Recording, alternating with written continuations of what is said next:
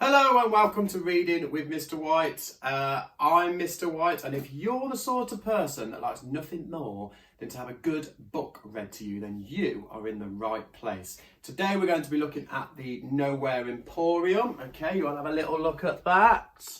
It's by Mackenzie, and I've heard loads and loads of good stuff about this book. It's won the Scottish Children's Book Award. It's won a Blue Peter Award. Love reading for kids. They've described it as dazzling. So get yourself comfortable, sit down, relax, and get listening to what I hope is going to be an amazing story.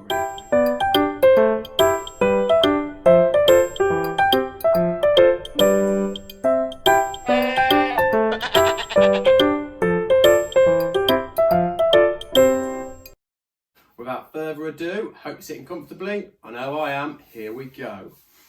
The Shop from Nowhere. The Shop from Nowhere arrived with the dawn on a crisp November morning.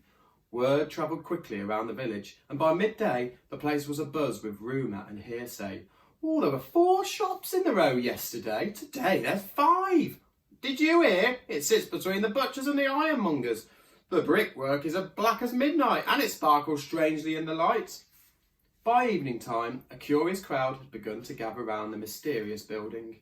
They jostled for position and traded strange and wonderful theories about where the shop had come from and what it might sell, all the while hoping to catch a glimpse of movement through the darkened windows.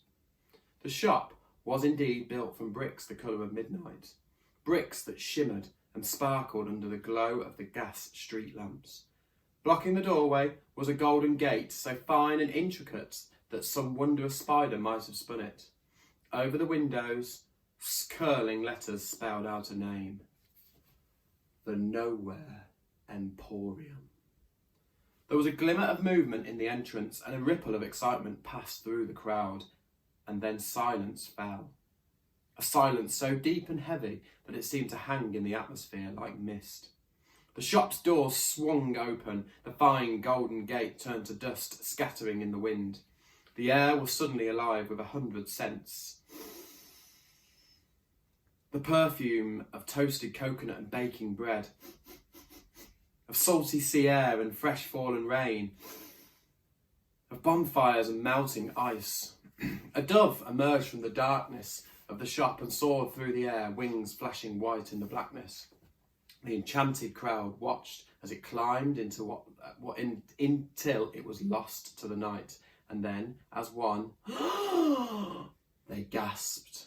The black sky exploded with light and colour, and a message in dazzling fireworks, sparks and shimmers spelled out, "The Nowhere Emporium is open for business.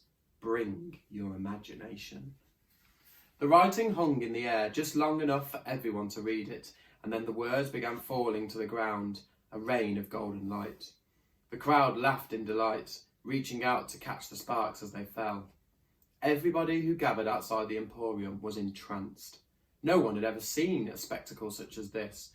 One by one, they walked forward, touched the sparkling brickwork, examined the tips of their fingers, and then they stepped through the door to find out what was waiting.